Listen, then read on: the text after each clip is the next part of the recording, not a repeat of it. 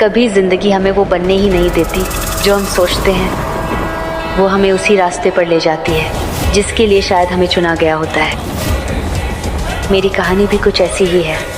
इस जन्म में लोग मुझे प्रगति के नाम से जानते हैं, लेकिन मेरी कहानी प्रगति से शुरू नहीं हुई थी। ये तो बहुत पहले शुरू हो चुकी थी, जब मैं प्रार्थना थी, सबसे ताकतवर शेषनागिन। लेकिन पुनर्जन्म के बाद मुझे अपने पिछले जन्म की कोई याद नहीं थी।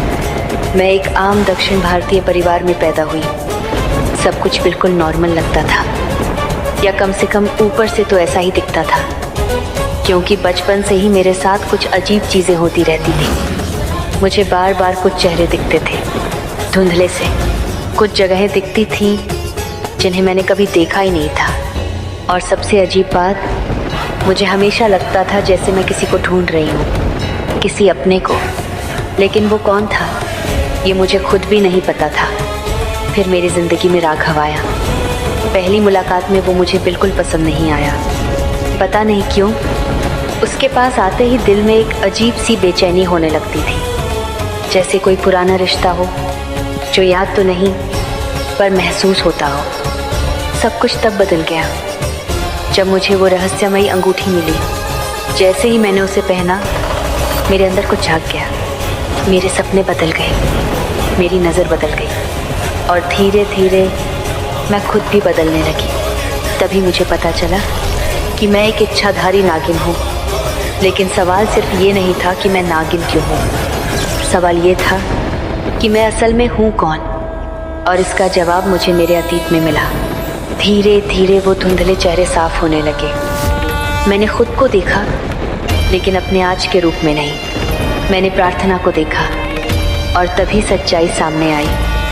मैं सिर्फ प्रगति नहीं थी, मैं प्रार्थना का पुनर्जन्म थी। सबसे शक्तिशाली शेषनागिन जो एक अधूरी लड़ाई छोड़कर गई थी। मुझे अपने पिछले जन्म की सारी यादें वापस आने लगी। अपने शेषनाग रघुवीर की याद आई, अपनी बेटियों की याद आई, अपना अधूरा बदला याद आया। और तब मुझे समझ आया कि मेरी शक्तियाँ यूं ही नहीं थी, मुझे वापस भेजा गया था एक अधूरी कहानी पूरी करने के लिए। और उस कहानी का नाम था बदला। मेरे दुश्मन अभी भी जिंदा थे, माहिक, विशाखा और वो सब जिन्होंने मेरा सब कुछ छीन लिया था। लेकिन इस बार मैं अकेली नहीं थी, क्योंकि मुझे एक और सच पता चला। मेरा शेषनाग भी फिर से जन्म ले चुका था। राघव, मेरा राघव ही मेरे पिछले जन्म का रघुवीर था। शायद इसी वजह से पहली मुलाकात से ही हमारा रिश्ता इतना अलग था। हम फिर से साथ आए, साथ लड़े, और इस बार हमने अपनी अधूरी लड़ाई ख़त्म कर दी। माहिक का अंत हुआ, अतीत का हिसाब बराबर हुआ, और पहली बार मुझे लगा कि अब सब शांत है। शायद अब मेरी परीक्षा ख़त्म हो गई है। लेकिन शिवजी ने मेरे लिए अभी एक आखिरी जिम्मेदारी रखी थी, सबसे मुश्किल जिम्मेदारी, माँ बनने की। कुछ समय बाद मेरी पहली बेटी राधिका का जन्म हुआ। मुझे लगा अब मेरी ज़िंदगी पूरी हो गई। लेकिन मुझे एक और बच्ची को जन्म देना था, ऐसी बच्ची जो मेरी होकर भी मेरी नहीं थी। अनंत कुल की आने वाली नागरानी अनंता। अनंता का जन्म कोई साधारण घटना नहीं थी।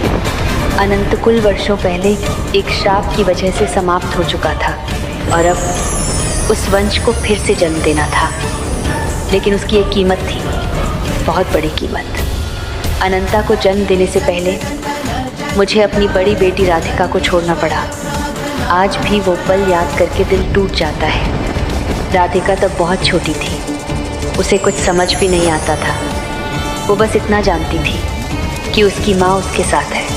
और फिर अचानक मैं उसे एक गुफा में छोड़कर जा रही थी। मैंने उससे वादा किया था कि मैं लौट कर आऊँगी। मैंने सच में लौटने की कोशिश की, लेकिन किस्मत को शायद कुछ और मंजूर था। रास्ते में भेड़ियों के झुंड ने मुझ पर हमला कर दिया। मैं बुरी तरह घायल हो चुकी थी। मेरे पास समय बहुत कम था। किसी तरह मैं मानव लोक पहुंची, और वहीं मैंने अनंता को जन्म दिया। मेरे शरीर में अब शक्ति नहीं बची थी, लेकिन एक माँ आखिरी सांस तक अपने बच्चों के लिए लड़ती है। मैंने अनंता को सुरक्षित हाथों में सौंप दिया, और फिर मेरी सांसें थम गई। मेरी सबसे बड़ी पीड़ा मौत नहीं थी, पीड़ा ये थी कि मैं अपना वादा नहीं निभा सकी। मैं राधिका के पास वापस नहीं जा सकी। समय बीतता गया। सालों तक मेरी दोनों बेटियां अपनी अपनी लड़ाइयाँ लड़ती रहीं। एक तरफ अनंता थी जिसे अपनी असली पहचान का पता नहीं था, दूसरी तरफ राधिका जो मेरे इंतज़ार में पत्थर होती गई। जिस बच्ची को मैंने सुरक्षा के लिए छोड़ा था उसे दुनिया ने दर्द दिया, धोखा दिया और फिर उसे एक हथियार बना दिया। चिंगिस्तान में उस पर प्रयोग हुए, उसे ड्रैगन बना दिया गया। फिर आई नीले चांद की वो रात, 10,000 साल में एक बार आने वाली रात। उस रात मेरी आत्मा फिर लौटी। जब मैंने उसे दोबारा देखा, वो मेरी वही मासूम राधिका नहीं थी। उसकी आंखों में सिर्फ दर्द था और गुस्सा। मेरी बेटियां आमने सामने खड़ी थीं, एक तरफ राधिका, दूसरी तरफ अनंता और बीच में थी नागमणि। साथ ही लौटी थी विशाखा जो राधिका के दर्द को अपने स्वार्थ के लिए इस्तेमाल कर रही थी। लेकिन उस रात सच सामने आ गया। राधिका ने देखा जिस इंसान को वो अपना पिता मानती थी, एरुल, वो कभी उसका अपना था ही नहीं। वो सिर्फ उसका इस्तेमाल कर रहा था, उसे बलि चढ़ाने के लिए, उसे ख़त्म करने के लिए।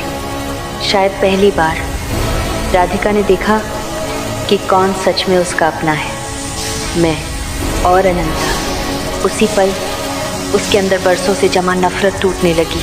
उसकी आंखों में पहली बार फिर वही बच्ची दिखी जो गुफा में मेरा हाथ पकड़े बैठी थी। लेकिन किस्मत एक बार फिर बेरहम निकली।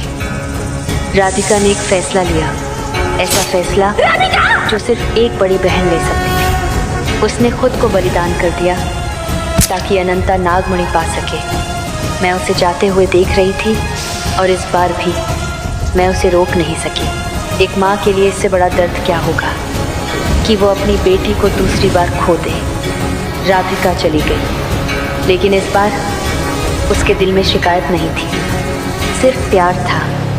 अनंता ने एरुल का अंत किया, सब खत्म हो चुका था। जाने से पहले मैंने अनंता को आशीर्वाद दिया, उसके और आर्यमान के लिए एक खुशहाल जीवन की कामना की। और फिर आखिरकार मैंने अपना अधूरा वादा पूरा किया। इस बार मैं राधिका को अकेला छोड़कर नहीं गई, मैं उसका हाथ पकड़कर अपने साथ ले गई। शायद यही मेरी कहानी थी, प्रार्थना से प्रगति बनने तक, शक्ति से मातृत्व तक और युद्ध से शांति तक। मैंने बहुत कुछ खोया, बहुत कुछ पाया, लेकिन अगर